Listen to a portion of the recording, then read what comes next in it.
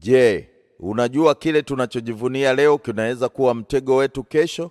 Karibu kwenye somo la leo. Katika kitabu cha Ezekieli, mfalme wa Tiro anajaa kiburi kwa sababu ya utajiri na hekima zake. Hata anajiona yeye kama Mungu, lakini Mungu anamkumbusha, wewe ni mwanadamu tu, si Mungu.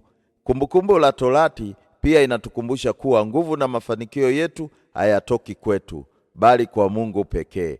Katika Injili ya Mathayo, Yesu anasema, ni vigumu kwa tajiri kuingia katika ufalme wa mbinguni, sio kwa sababu utajiri ni mbaya, bali kwa sababu mali mara nyingi hutufanya kumsahau Mungu. Lakini Yesu anaongeza, yasiyowezekana kwa mwanadamu, kwa Mungu yanawezekana.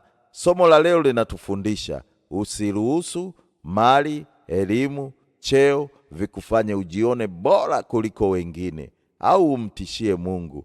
Mtegemee yeye na uwe mnyenyekevu kwake. Kumbuka kushare ujumbe huu kwa mtu mwingine leo. Mungu anatuona na anaendelea kutubariki daima. Amin.